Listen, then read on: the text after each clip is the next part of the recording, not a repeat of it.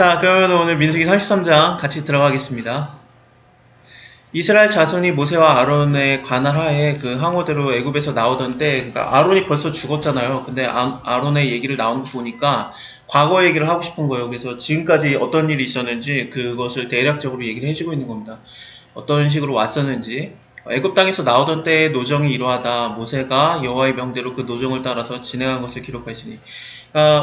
하나님께서 이거를 기록해라 라고 명하신 거예요. 그래서 기록을 한 겁니다. 그런 걸 통해서 보면은 이 기록한 것의 시작이 어떻게 되냐면은 일단은 정월 15일에 라암셋에서 발행하였다. 라암셋은 고센 땅이라고도 하고 그곳입니다. 이스라엘 사람들이 머물렀던 곳이고, 요셉이 형들한테 얘기를 해줘가지고 바로가 물어보면은 우리는 목축원합니다. 그리고 고센 땅에다 이미 짐을 풀었습니다. 그 얘기를 시켜요. 그래서 그 말대로 하거든요. 이미 짐도 풀었다는데 그냥 거기서 살아라 그러면서 고센 땅을 주고 그곳이 라암셋으로 이름이 바뀝니다. 굉장히 좋은 땅이에요. 그 수도에서 조금 북동 쪽에 있는데 뭐 정만 안 쳐들어오면은 이집트는 그러니까 그 미디안 쪽에서 올 수밖에 없겠죠. 그쪽에서만 안 쳐들어오면은 여기가 더 좋아요. 그 카이로 쪽보다. 뭐 카이로가 그때는 수도가 아니었고 소알도 아니었고 좀 그 중간이었는데 어쨌든 라암셋이 더 좋은 땅입니다. 그래서 하나님께서 이곳에서 이스라엘 사람들이 굉장히 번성할 수 있게 도와주셨던 거죠. 이 정월 15일이라고 하는 것은 당연히 14일이 6월절이기 때문에 15일 날 바로 그들이 옷을 입고 출발을 하지 않습니까? 옷을 입은 상태로 6월절을 지켰어요. 그리고 6월절 다음 날 그래서 그들이 나오는 건데 이스라엘 자손이 애굽의 모든 사람의 눈앞에서 큰 권능으로 나옵니다. 애굽인은 여호와께서 그들을 치신 그 모든 장자를 장사하는 때였습니다. 그래서 이스라엘은 구원받는 날이고 그리고 애굽인들은 그들이 죽는 날이에요. 여호와께서 그들의 신도 벌하였더라. 이렇기 때문에 제가 그 출애굽기 했을 때 10가지 재앙이 그것이 단지 애굽 사람들을 괴롭게 하는 재앙이 아니라 그것도 당연하지만 애굽의 신들을 하나님께서 벌하는 재앙이라고 말했던 게 이래서 그렇습니다. 그래서 나일강도 신이었고 애굽 사람들에게는 그래서 나일강이 너네가 신으로 모시느냐 내가 나일강을 혼내주겠다. 그래서 하나님께서 드러내신 거예요. 너네가 믿는 신보다 내가 더 큰 하나님이다. 나는 여호와로다. 그걸 드러내기 위해서 나일강도 혼내주시고 그리고 또 그 나일강 때문에 애굽 사람들이 괴로움을 당하는 거예요. 이 나일강 때문에 내가 복을 받는 줄 알았더니 이 나일강이 나를 얼마든지 저주를 할 수 있겠구나. 내가 이것 때문에 괴롭구나. 피냄새 나고 막 그러니까. 그래서 그렇게 하나님께서 하셨고 또 뭐 독종재앙, 파리재앙, 이재앙, 별의별 메뚜기재앙이라든지 그 신들이에요. 전부 다. 그래서 애굽의 신들을 하나님께서 혼내준 겁니다. 니네가 믿는 신이 이거냐? 내가 다 하나씩 다 부셔주겠다. 그래서 하나님이 자기가 진짜 하나님임을 드러낸 겁니다. 그러면 장자는 뭐냐라는 거죠. 이게 뭐 9번째 재앙은 태양신이 이스라엘 애굽 사람들한테는 큰 신이니까 그래서 그 흑암이 일어나면서 암흑이 일어나면서 이제 태양신이 없어지는 거거든요. 그래서 두려워할 만도 했죠. 그러니까 9번째 재앙이 그건데 그럼 10번째 재앙 장자의 죽음은 뭐냐라는 겁니다. 장자의 죽음은 신의 죽음, 그러니까 애굽의 신을 죽인 거냐 아니냐 그걸 여러 가지로 볼 수 있는데 9번째까지는 분명히 신들이 맞아요. 그 신들을 하나님께서 혼내신 게 많은데 10번째 재앙은 조금 애매해요. 일단은 나의 장자가 신이냐? 그럴 수도 있겠습니다만 하나님께서 내 자식을 사랑하는 것을 하나님 거부하십니까? 명하지 않으셨습니까? 사랑해야 돼요. 그럼 내 자식을 사랑하거나 내 가족을 사랑하는 것이 그것이 어떻게 안 좋은 것이겠습니까? 내 자식을 내가 하나님보다 더 사랑한다? 뭐 그런 말도 할 수도 있겠습니다만 얼마든지 사랑하는 거 하나님이 괜찮다고 생각하세요. 그러니까 가족 장자의 죽음에 대해서는 뭐라고 봐야 되냐면은 일단은 파라오의 장자가 죽은 건 맞아요. 그건 뭐냐면은 파라오의 장자는 태양신의 아들이에요. 그래서 그를 죽이는 것도 일종의 애굽의 신을 멸한 것과 같습니다. 그러면은 이스라엘 측에서는 어떻게 되느냐? 6월절 어린 양이 일어나지 않습니까? 이때는 몰랐겠지만 나중에는 우리가 어떻게 알게 됩니까? 예수 그리스도의 죽음을 보게 되는 거죠. 신의 죽음, 아들의 죽음, 독자의 죽음. 그래서 예수님이 그 재앙을, 그 저주를 받으시는 거예요. 아버지의 저주와 아버지의 재앙을 당연히 사랑받는 아들이에요. 그래서 예수님이 세례 받으실 때 이는 내 사랑하는 아들이고 내 기뻐하는 자다 분명히 말하셨고, 변화산 사건에서도 하나님의 마음이 안 바뀌었어요. 이는 내 사랑하는 아들이고 내 기뻐하는 자니 그의 말을 들으라 그랬어요. 근데 십자가 지실 때 완전히 버림을 받지 않습니까? 그래서 흑암이 일어나죠. 그래서 9번째 재앙이 굉장히 연상이 되고, 그거는 뭐 9번째 재앙이라고도 볼 수 있겠지만, 근데 그것을 하나님의 관점에서 본다면은, 태양신이 아니라 하나님의 관점에서 본다면은 빛이 없어진다는 것은, 그거는 하나님의 저주예요. 그래서 너가 나한테 죄를 지으면은 네가 된다돼도 더듬고 다니게 만들겠다, 그런 아모스서의 말이라든지 그런 걸 통해서 보면은 하나님의 저주예요. 그래서 그 가장 빛나야 되는 시간에 흑암이 임함으로써 예수님께서 나의 하나님 어찌하여 나를 버리시나이까, 그렇게 말하는 거예요. 버려졌으니까, 그 구약의 말씀처럼. 그래서 그 저주를 다 받으시는 거죠. 사랑받는 아들임에도 불구하고, 마치 그 신의 아들이 죽는 것, 장자의 죽음, 그런 게 굉장히 연상이 되는 겁니다. 그거 덕분에 우리가 사는 거예요. 그래서 하나님의 그 계획, 하나님의 뜻하심, 내 사랑하는 아들을 죽여서 그가 대속자가 되어서 대신 너를 살리겠다라는 그 계약이, 그 계획, 그 언약이 예수님이 성취했기 때문에, 계약을 다 조건을 완성하셨기 때문에 다 이루었도다 하시면서 돌아가시는 거고, 그 유언은 사람이 죽어야 하지만 그것이 그 영향력을 발휘한다라는 성경 말씀 있잖아요. 그래서 예수님이 죽음으로써 그 계약이 성취가 됩니다. 그래서 예수님이 대속자가 되시고 죽음으로써 그 하나님께서 우리에게 주시고자 했던 그 구원, 생명, 목숨, 그게 성취가 되면서 우리에게로 그게 임해지는 겁니다. 그래서 예수님은 죽고 우리는 피를 믿음으로써, 예수님 그리스도께서 나를 위해서 피 흘렸다는 걸 믿음으로써, 피라는 게 뭡니까? 레위기를 보면은 피에 생명이 있잖아요. 그래서 생명이 나한테 쏟아졌다는 걸 믿으면서 예수님을 통해서 우리가 구원을 받는 겁니다. 대신 사는 거예요. 예수님은 죽고. 그런 관계가 되는 거죠. 그럼 예수는 죽고 끝이냐? 아니에요. 예수님을 다시 살림으로써 죽음을 밟아 이긴 예수님이 되고, 우리도 똑같이 부활의 열매로 될 수 있는 겁니다. 그래서 레위기 23장이었죠. 거기서 초실절 얘기했었잖아요. 6월절 때, 6월절이 일어난 다음에 그 바로 안식일이 오는데, 그 다음날, 그러니까 안식 후 첫날이 첫 열매를 드리는, 하나님께 첫 열매를 드리는 그 날입니다. 그래서 처음 익은 열매를 드린 것이 예수님이 되는 거예요. 왜냐하면 예수님께서 6월절에 돌아가셨고 안식일 있은 다음에 안식 후 첫날에 부활하셨으니까 부활의 첫 열매가 되시는 거고, 그 다음에 오순절, 그때부터 초실절부터 50일을 세가지고 그때 오순절이 되면서 우리가 바로 성령으로 임한 열매들이 돼서 우리가 하나님께 드려지는 부활을 하는 거예요. 그래서 예수를 믿는 자는 죽어도 살겠고 살아서 믿는 자는 영원히 죽지 아니하리라, 그 말씀이 이루어지는 겁니다. 그래서 이런 장자의 죽음이라든지 그런 걸 보면은 우리가 죽으면은 끝이냐? 아니에요. 예수님이 죽었을 때 끝이 아니라 그게 오히려 시작이었듯이 우리도 마찬가지로 시작이 됩니다. 근데 애굽 사람들은 어떻습니까? 그냥 끝이죠. 아버지를 안 믿기 때문에, 예수 그리스도를 안 믿기 때문에 그렇습니다. 가족을 사랑하는 건 괜찮아요. 근데 가족이 우상이 된다, 그거는 우리가 너무 좀 그러는 거고, 얼마든지 가족을 사랑하는 거는 괜찮아요. 근데 우상이 된다는 게 뭐냐면은 내 가족 때문에 내가 하나님을 예배하는 것이 밟아진다. 그러니까 이거는 사무엘상의 용어입니다. 그래서 사무엘상의 용어로서 그 엘리 제사장의 아들들이 홈리랑 비나스가 그 여호와의 제사를 짓밟히게 됐다라는 말을 하거든요. 하나님께서 그들이 너무 재물을 자기네들이 먼저 갖고, 그러니까 이스라엘 사람들이 부탁을 해요. 내가 제발 좀 하나님께 먼저 일단은 드리고 그리고 나서 네가 가져가라. 그랬는데도 안 된다 그러면서 막 가져가잖아요. 그래서 하나님의 그 제사를 그들이 짓밟았다 그러는데, 그거에 대해서, 그러니까 그 엘리가 자식들을 사랑한 게 아니에요. 엘리는 하나님께서, 우리가 오해하면 안 되는 게, 이거 금요일날 얘기했구나. 하나님께서 그 엘리에게 말하신 게 뭐냐면, 네가 자식들을 더 사랑하고 나를 덜 사랑한다, 그 말을 한 게 아니에요. 그건 뭐였냐면은, 네 자식들이 제사장인데, 너는 대제사장인데, 그 제사장들이 백성들로 하여금 그 예배 드리는 것을 짓밟고 있으니까 넌 그거를 금지해라라는 얘기를 했던 거예요. 그래서 그만 사랑해라고 한 게 아니라, 자식을 그만 사랑하라고 한 게 아니라, 사랑하는 거 괜찮아요.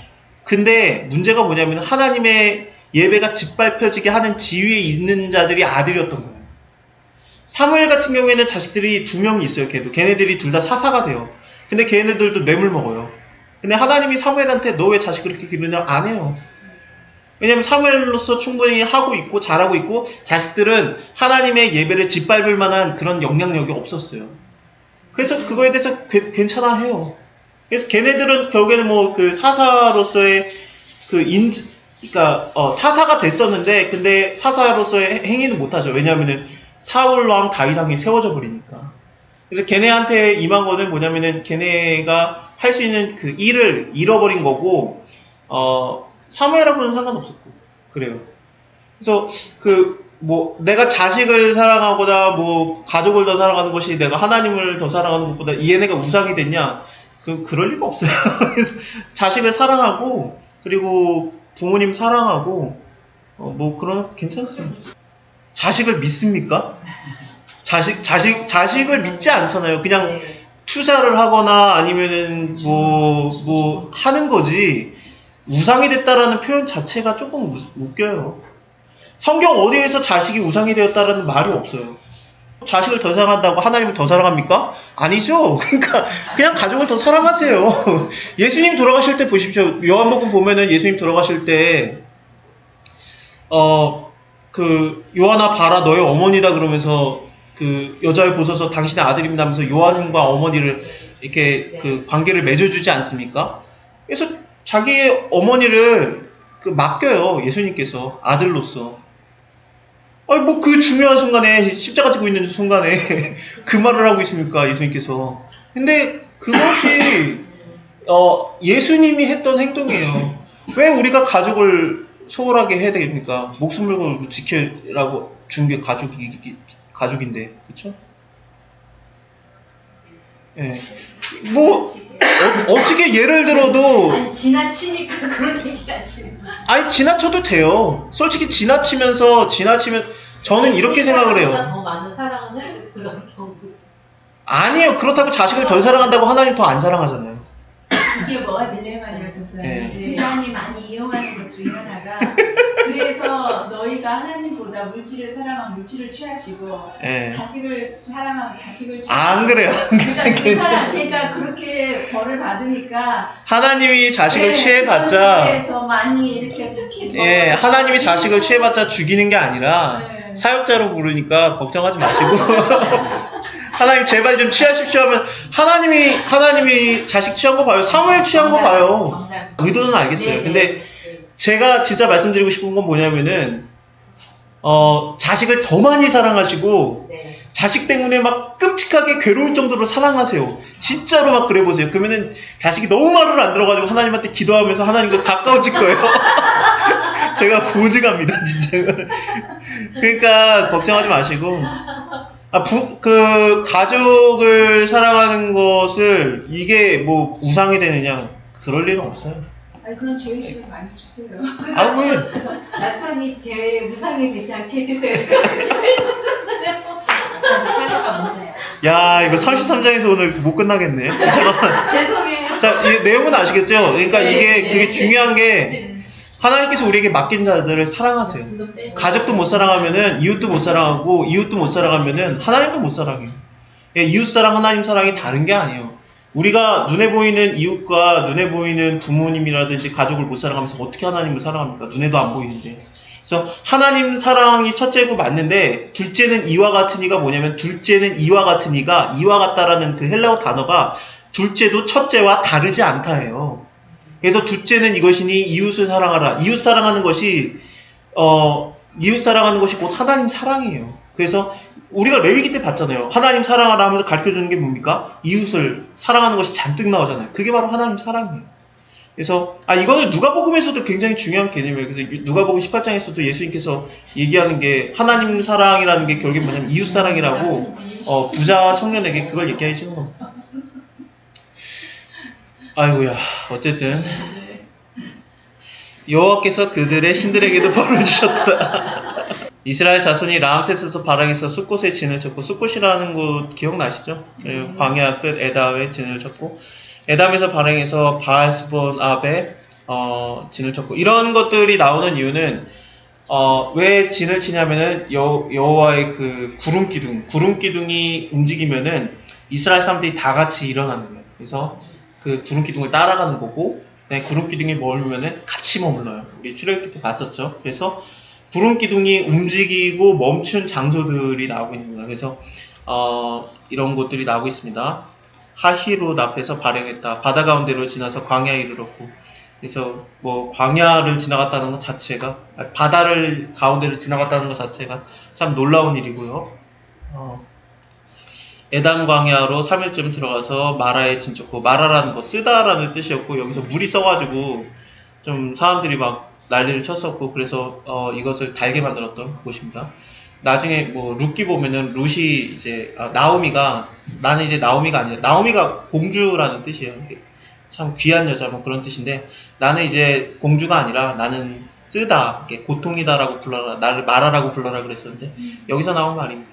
마라에서 발행해서 엘림에 이르렀고, 엘림에서 셈 12과 종료 17주가 있었으므로 거기에 진을 줬다. 그래서 샘물 12이라든지 종료 70주, 죄송합니다. 종료 70주가 있으므로 거기에 진을 줬다. 이럴 만큼의 곳이 돼야지만 사실은 이스라엘 사람들이 진을 칠만해요. 샘물이 12개 정도는 있어야지 적어도 군인만 60만 명, 한 250만 명 전체 다 그 정도가 물을 먹을 수 있겠지 않습니까? 그래서 하나님께서 광야에서 이끌었던 이 장소들이 참 굉장한 곳들이고, 그래서 갑자기 오아시스가 나오고 그래요. 근데 오아시스가 없는 곳은 어떻게 되는가? 그럼 하나님께서 그냥 반석에서 물을 내시기도 하고 그랬었던 겁니다. 그래서 그들이 40년 동안 먹고 마실 수 있게 하나님이 인도하셨습니다.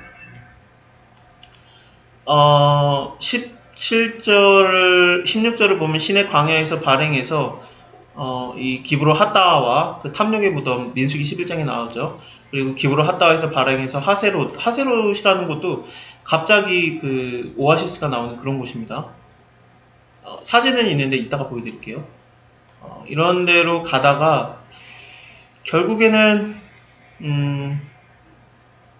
그 37절에 가데스에서 발행해서 에돔 국경 호르산에 진쳤다. 그러면서 이 중간에 나오는 말들 있잖아요. 여기 뭐 예를 들면은 20절에 림몬 베레스라든지 아니면은 세벨산이라든지 23절에 그 헬라다라든지 이런 뭐 27절에 다하시라든지 28절에 데라라든지 mit가 이런 거 처음 보는 단어죠. 왜 그러냐면은 민수기에서 어땠습니까?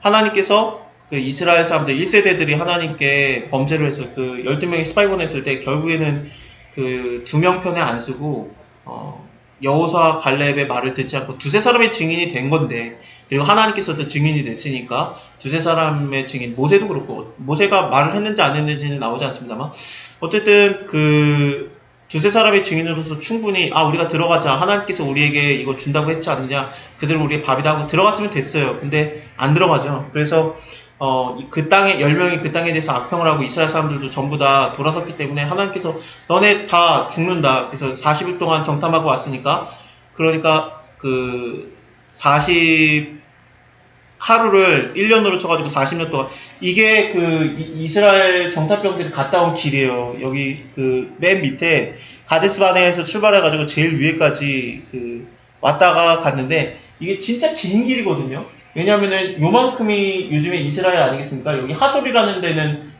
굉장히 좀 중요한 곳이죠. 그리고 여기 조금만 더 위에 오면은 나이스라는 곳, 단지파가 머물게 되는 곳, 사사기 18장에서 먹는 곳입니다.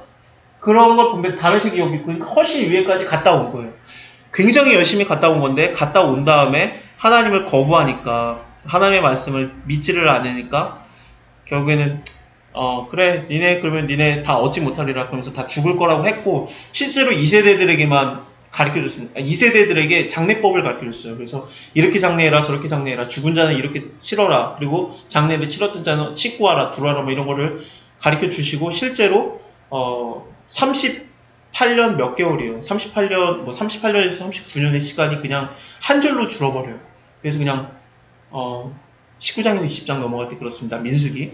그래서 그 생략된 시간, 그때 하나님께서 그러면은 안 하셨느냐? 일을 안 하셨느냐? 그들에게 계속 먹이셨고, 그들에게 계속 마시게 하셨고, 그래서 하나님께서는 계속 움직이셨어요. 그래서 이런 처음 보는 지역들이 그때 움직였던 지역들입니다. 그래서 하나님께서는 계속 먹이시고, 기회를 주신 건데, 40년 동안에 하나님을 거부한 거예요. 그 정도 됐으면은, 하나님이 우리에게 벌을 주셔가지고 우리가 그 가나안 땅에 못 들어가게는 되지만, 그래도 우리 천국에는 가야 되지 않겠냐. 그리고 하나님을 믿어야 돼요. 회개하고. 회개를 안 한 거예요. 하나님을 계속 거부했고. 하나님을 거부했다라는 게 어디 나오냐면 사도행전 7장에 나와요. 스데반이 말해요. 스데반이 너희의 열조가, 우리의 열조가 광야에서 하나님을 믿은 적이 있냐? 그들이 믿었던 게 누구냐? 1월 성신 아니냐? 그래서 해와 달과 별 신들을 믿은 거지 하나님을 믿은 적이 있느냐라고 얘기를 해요. 근데 그 스데반이 그 말을 할 때 어땠습니까? 성령 충만한 상태였죠? 그래서 그거 하나님의 말이에요. 하나님의 마음을 담은 말이에요. 그 40년 동안의 광야에서 이스라엘 사람들이 1세대들이 하나님을 섬긴 적이 없어요. 그래서 싹 죽은 거예요. 그리고 여호수아 갈렙은 들어가지만 모세도 못 들어가요. 모세가 안 믿어서 못 들어가는 게 아니라 모세는 그냥 임무가 가나안 땅까지 인도하는 거지 가나안 땅에 같이 들어가는 건 아니에요. 내 백성을 애굽에서 이끌어내라지 가나안 땅까지 들어가는 거는 그거는 이제 여호수아가 할 일입니다. 그래서 괜찮아요. 못 들어가도 돼요. 가데스에서 발행해서 에돔 국경 호르산에 진쳤다. 그래서 다 왔는 이스라엘 자손이 애굽 땅에서 나온 지 40년 5월 1일에 제사장 아론이 죽었습니다. 호르산에 올라가서 죽었고 저번에 호르산 그 사진 다 보여드렸죠? 그래서 다시 보여드릴까요? 호르산이 이거고 그 다음에 이게 호르산 꼭대기에 호르산 꼭대기에 이렇게 아론 기념 교회가 서 있어요. 그래서 거기에서 죽었습니다. 가나안 땅 남방에 거한 가나안 사람 아랏 왕이 이스라엘에 왔음을 들었다. 그들이 호르산에서 발행해서 살모나에 진쳤고 그래서 이 진친 얘기들이 쭉 나옵니다. 이거는 그냥 넘어가겠습니다. 일단 느보 앞에 아비람산에 진쳤다라는 거. 그 느보산 하니까 벌써 어디까지 온 겁니까? 그 여리고 맞은편 요단가까지 온 거예요. 그래서 보아 평지까지 온 겁니다. 그래서 이곳까지 왔고 모세가 느보산에서 죽어요. 그렇습니다. 그러니까 모세가 죽을 때가 다 됐어요. 근데 아직 신명기가 남았잖아요. 어떻게 된 거냐? 왜 그러냐면은 신명기는 그 민수기 중간중간에 모세가 설교를 한 거예요. 그래서 3번의 설교를 쓴 거고 그 다음에 민수기 끝나자마자 얼마 안 돼서 신명기가 있지만 신명기는 큰 시간을 두고 한 게 아니라 3번의 설교니까 짧은 시간에 한 거예요. 그리고 바로 죽습니다. 그래서 그 다음에 여호수아가 바로 들어간 시간상으로는 신명기가 그렇게 긴 시간은 아닙니다. 물론 정리는 한번 해줍니다.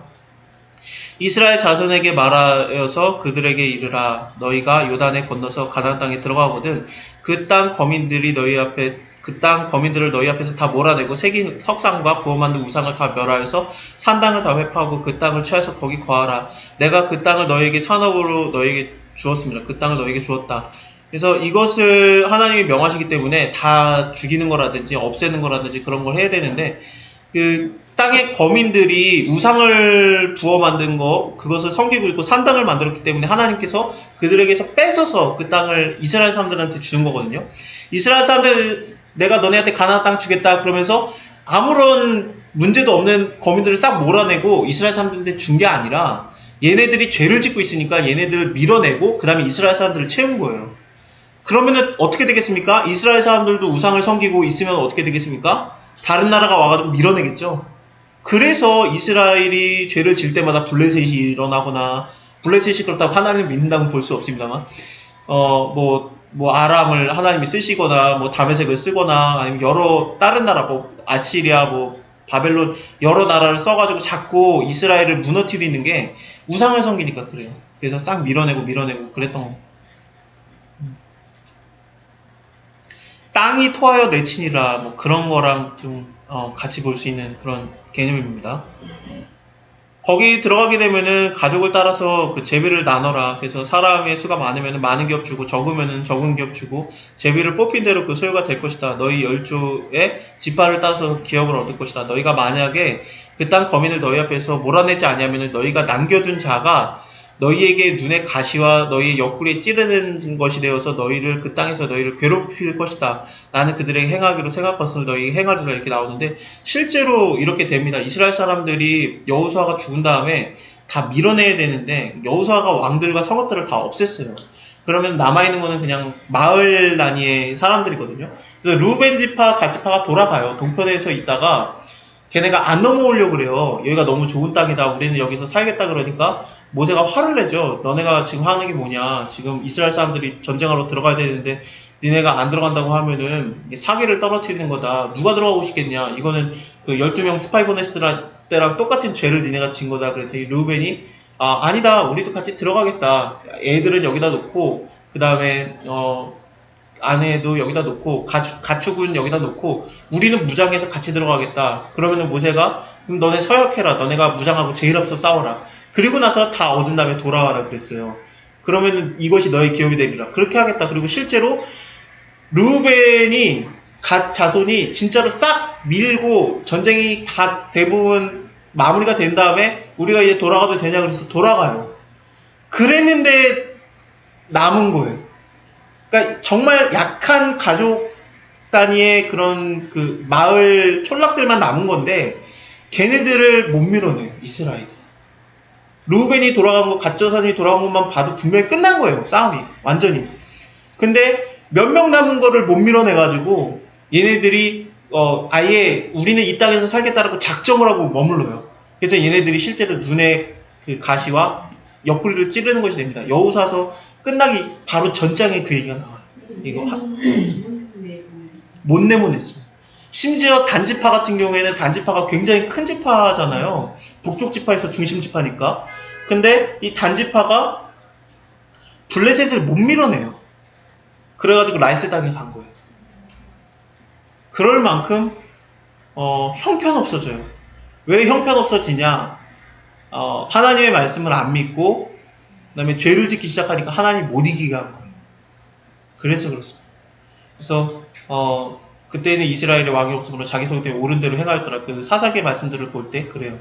그리고 18장을 보면은 실제로 그 레위 소년 하나를 단지파가 데려가가지고 우상을 섬기기 시작하는데 걔가 아무래도 그 모세의 손자일 가능성이 많아요. 거기에 모세의 손자 요나단이 그들의 제사장이 되었다고 나오기 때문에 모세의 손자가 제사장이 될 수는 없습니다. 왜냐하면 아론의 제사장만 제사장이 됐어요. 아론의 자손만. 그걸 통해서 보면 벌써 하나님의 말씀을 어기기 시작한 거예요. 그러니까 하나님이 도와줄 필요가 없죠. 그러니까 그런 상황에서 그 큰 지파인 다한도 못 이기고 그런 상황이 됩니다. 내가 강하다고 이기는 게 아니고 내가 약하다고 지는 게 아닙니다. 하나님이 하시면은 이기는 거고 하나님이 안 하시면 강해도 져요. 수많은 경우를 보지 않습니까? 정말 그런 경우를. 야, 저 사람이 왜 저렇게 됐냐? 강하고 약하고의 문제가 아니에요. 하나님께서 함께 하시냐 안 하시냐. 하나님께서 경영하지 않으면 파수꾼의 수고함이 허사고 그 문지기에 그 하는 거 뭐 경성함이 다 허사가 되는 거. 그게 맞습니다. 그래서 하나님이 함께 하시면은 하나님이 사랑하는 자에게는 잠을 주시는 건 잘 수 있어요. 자고 일어나도 하나님 일하고 계시니까. 그런 겁니다. 그러니까 내가 한다고 되는 건 없어요. 그렇다고 하지 말고 누워서 하나님 하십시오. 나는 기도하고 난 눈만 깜빡깜빡하고 코로 숨만 쉬고 나는 안 움직이고 나는 증인이 되겠나이다. 그게 아니라 내가 하는 것을 하나님이 함께 하시는 거예요. 하나님이 하라고 하는 걸 하는 거고 그러면은 그게 하기 싫어해도 하나님이 역사를 해요. 순종만 하면 돼요. 순종하는 게 중요한 거지. 네.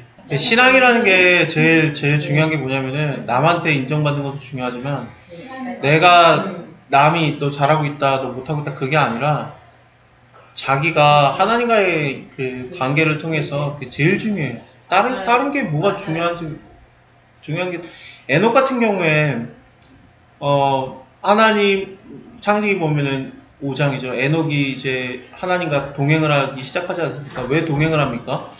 하나님께 뭔가를 얻은 거예요. 뭔가를 받았어요. 그래서 자기 자식을 낳고 무두셀라라고 이름을 짓고 그래서 무드셀라 이름 자체가 이제 이렇게 창을 들고 있는 자니까 옛날에는 창을 들고 있는 자가 이제 밤새 파수꾼처럼 지키고 있는 거죠. 근데 걔가 죽으면은 누가 들어와도 모르니까 창을 든 자가 죽는 날은 심판의 날이라는 게 통속적인 얘기였어요. 그래서 무드셀라라고 이름을 주면서 너가 죽으면은 심판이 일어난다. 그거를 이름을 준 거예요. 그걸 통해서 보면은 실제로 무드셀라가 죽는 그 해에 노아의 홍수가 일어나고 그러니까 그 에녹이 안 거죠. 하나님이 뭔가 심판을 준비하고 계시는구나 알고 그 전까지는 어떻게 살았는지는 모르겠습니다만 동행하지는 않았어요. 그 전까지는. 근데 무드셀라 낳으면서 어떤 하나님께 비밀을 알았고 3년 동행 300년 300년 300년을 동행을 하고 300년을 동행을 하고 하나님께서 그냥 데려가시지 않습니까? 죽음을 보지 않고 그가 가지 않습니까? 그 5장이 되게 신기한 게 살고 죽고 계속 나오는데 에녹 때만 그가 죽었다라는 얘기가 없어요. 그러니까. 예, 그래서 형광펜 성경 보면 여기 색깔이 쫙 나오다가 여기 쫙 나오다가 여기 하나가 딱 비어요. 죽지를 않았어요. 그래서 걔가 그런 걸 통해서 보면은 그렇다고 뭐 자식이 뭐 무드셀라든 이렇게 살아라 저렇게 살아라 얘기를 했냐 알 수 없어요. 하지만 지는 동행했어요. 하나님과의 자기의 관계가 중요한 거지 뭐 남들이 뭐 알아주고 말고 무슨 요한복음 보면은 베드로가 이제 예수님이 너는 그 젊어서는 네 원하는 대로 살겠지만 네가 늙어서는 네가 원하지 않는 데 끌려가서 이 두 팔을 벌리리라. 예수께서 베드로의 어떠한 죽음으로 죽을 것을 미리 얘기하십니다. 그러면은 얘는 어떻게 됩니까? 라고 요한을 물어봐요. 그랬더니 내가 다시 올 때까지 그를 살려줄지라도 그게 너랑 무슨 상관이 있냐? 너는 나를 따르라. 상관이 없네. 베드로랑 요한은 완전 단짝인데 근데 베드로는 하나님이 인도하는 게 다르고 요한은 인도하는 게 달라요. 하나님 저 사람은 저렇게 인도하는데 나는 저렇게 인도 안 받으면 나는 이상한 거 아닙니까? 아니에요. 인도함이 달라요. 내가 딴 사람한테 비교를 해서 나를 비교하면 안 돼요. 하나님이 각자 부르심이 달라요. 그래서 그건 진짜 중요합니다. 하나님이 뭐 전부 다 목사라고 했습니까? 그럼 교회 전부 다 목사님이면 성도는 누구야?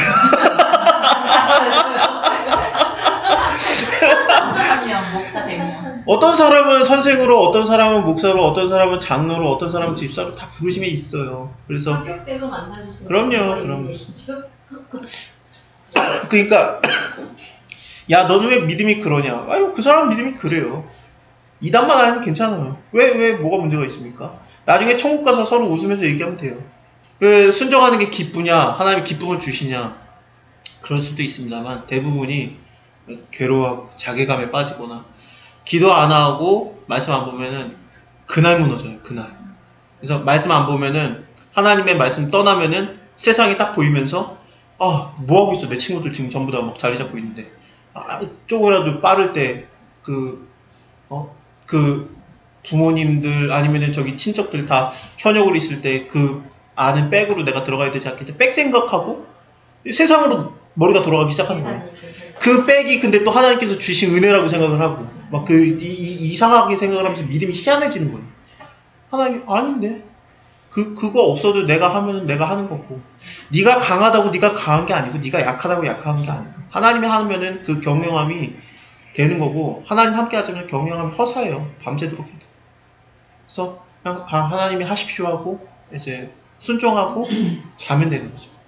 그리고 그 먹고 사는 거에 대해서는 먼저 그 나라와 의를 구하라 그리하면 너희에게 모든 걸 더하시리라. 먼저 그 나라와 의를 안 구해도 하나님 먹여 살려요. 하나님은 언제나 먹여 살려요. 이 40년 동안 돌아다닌 거 우리가 방금 봤지 않습니까? 얘네들 광야 생활하면서 하나님을 섬기지 않았어요. 하지만 광야에서 먹고 살게 했어요. 옷이 헤어지지 않고 신발이 낡아지지 않고 살게 했어요. 하나님은 이런 분이에요. 하나님 왜 저 인간들도 먹고 사는데 저는 안 먹게 살겠습니까? 그러면 하나님 먹여요. 왜 안 먹입니까? 내려놓음이 아니에요. 내려놓음이 아니라 하나님의 말씀은 언제나 하나님 더 큰 걸 줘요. 그걸 알아보게 하고. 그래서 내가 갖고 있는 거를 당연히 배설물로 여기니라 라면서 이걸 실제로 그 성경 그대로의 단어로 똥으로 여기고 버려요. 성경 말씀은 뭐냐면은 극히 귀한 진주를 만남에 자기가 갖고 있는 걸 다 버려요. 이걸 버렸으니까 이걸 얻는 게 아니라 알아보니까 버리는 거예요. 하나님이 알아보게 만들어요. 하나님이 더 좋은 걸 줘서 당연히 버리게 해요. 그래서 네가 가나안 땅을 받아보면서 이 광야를 버리게 만드는 거예요. 광야를 버렸으니까 가나안 땅을 주시는 게 아니라 더 좋은데 왜 안 들어갑니까? 하나님은 언제나 그러셨어요. 그래서 예수님께서 오신 것도 뭡니까? 네가 너의 모든 걸 다 버리면 내가 너의 주인이 되어주겠다 그럽니까? 아니요. 예수님이 주인이 되는 게 훨씬 좋은 게 보이니까 내 주권을 내가 버리는 거예요. 이게 똥으로 여겨지는 거예요. 바울의 말처럼. 내가 그걸 배설물로 여기는 거야. 내가 너네한테 자랑할 것이다. 부득불 내가 한번 자랑해봐. 내가 가말리엘 문화생이다. 내가 뭐다 잔뜩 나오지 않습니까? 그 사도행전에서 왜 스데반을 죽였을 때 바울이 인정을 해줍니까? 이스라엘 사람들이 사형권이 없어요. 왜? 로마 식민 상태니까. 그래서 예수님 죽일 때도 대제사장과 바리새인들이 빌라도 총독에게 가가지고 부탁을 해요. 죽여달라고. 자, 우리는 사형권이 없나이다. 근데 스데반이 죽었을 때 바울이 그것을 그래 하면서 허락을 해줘요. 왜 그게 가능합니까? 대제사장보다 높아요. 로마 식민권자라서. 가능해요. 죽일 수 있어요. 그거를 배설물로 여기는 거예요. 대제사장보다 높아요. 바울이. 실질적인 그 사회적 지위가. 종교적으로야 안 그렇겠지만 사내들인 공회의 수장은 아니겠지만 거기에 회원이었어요. 젊은데. 그 유학 갔다 왔어요. 그래가지고 예수님의 살아계신 걸 못 본 거예요. 근데 왔을 때 걔가 30살 정도로 봅니다. 30살에 중요한 관직을 맡으니까 오자마자 사역을 시작한 거예요. 그랬는데 그 그리스도 예수 믿는 자들이 막 난리치니까 이거 이단이다 하면서 죽이러 다니면서 죽일 수 있을 만큼의 권한이 있었어요. 어느 곳을 가든지 이스라엘뿐만 아니라 다메섹에 가서도 그 정도의 권한이 있어요. 근데 내가 이거를 배설물로 여기나면서 버려요. 왜? 예수를 만나니까. 아무것도 아니야. 버리고 나서 예수를 만난 게 아니라 죽이러 다닐 때 예수님이 만나죠. 더 귀한 진주를 하나님께서 우리가 그걸 알아볼 수 있는 눈과 귀를 줘요. 그러니까 내려놔지는 거예요. 저절로. 그래서 귀 있는 자는 볼저다, 눈 있는 자는 볼저다. 예수님의 말을 잘 봐야 돼요.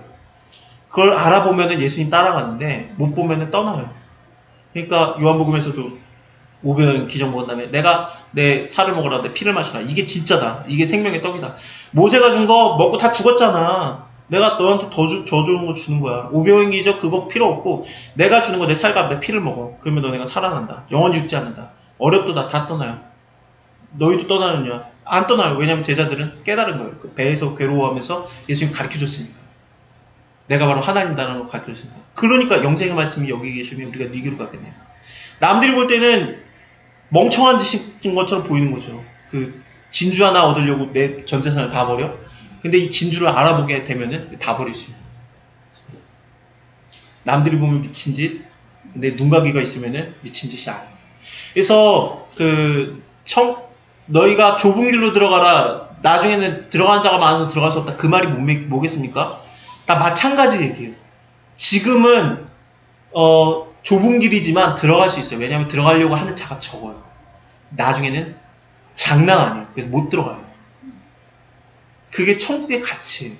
천국은 반드시 자라나요. 천국은 처음에는 겨자씨 같지만 반드시 왕국으로 자라요. 그래서 그게 나무가 되어서 그 밑에 새들이 깃들고 그늘에 깃드니라. 그늘에 깃들고 짐승들이 그 밑에 있다라는, 그늘에 피한다는 말이 뭡니까? 다니엘서에 나오는 말이에요. 내가 보니 당신이 꿈꾼 거는 뭐냐? 당신이 꿈꾼 건 뭐냐면은 바벨론 왕이여, 당신이 꿈꾼 것은 그 나무가 자라면서, 그게 바로 바벨론 제국입니다. 그게 자라고 그 밑에 많은 그 들짐승과 새들이 깃드나이다 그래요. 그 얘기를 한 겁니다. 그래서 그거는 바벨론 제국을 말하는 거예요. 예수님이 그걸 그대로 인용한 거예요. 겨자씨 하나일만 하지만 그게 자라나면은 그게 모든 나물들보다 커서, 겨자씨 나무가 안 커요.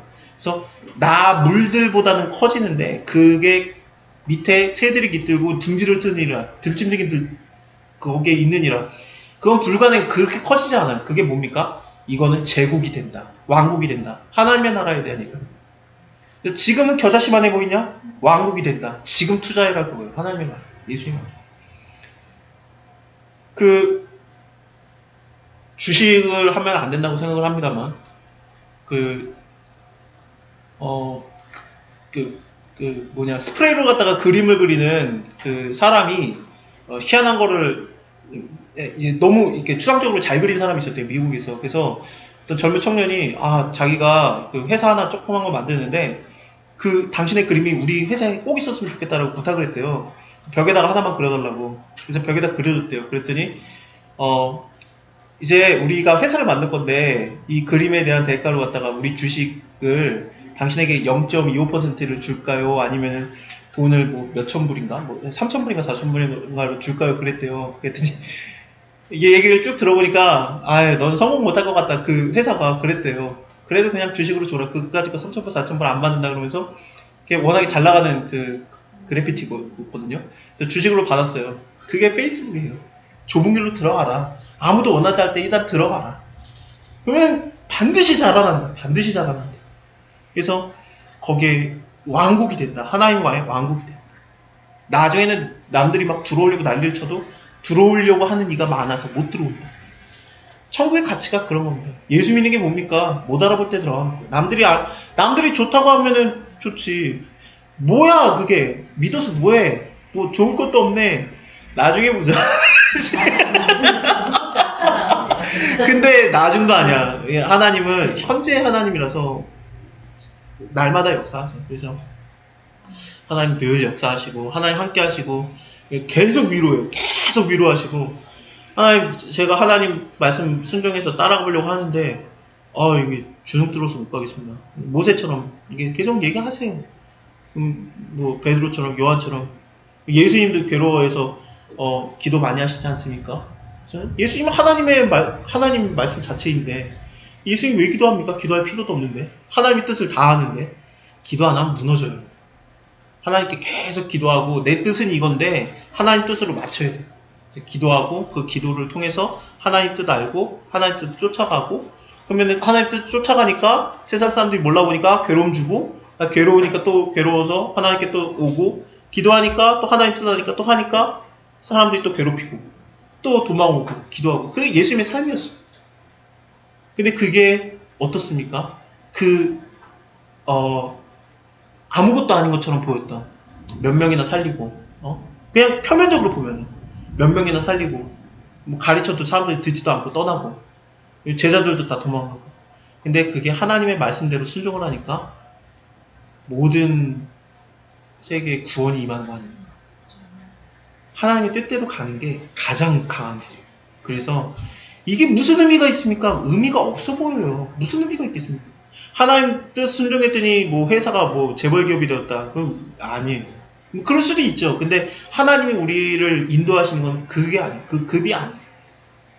그래서 하나님 말씀 순종해서 따라가다 보면은 순종하는 게 의미예요. 순종하는 게. 순종하면 하나님이 그 나머지는 알아서 책임져요.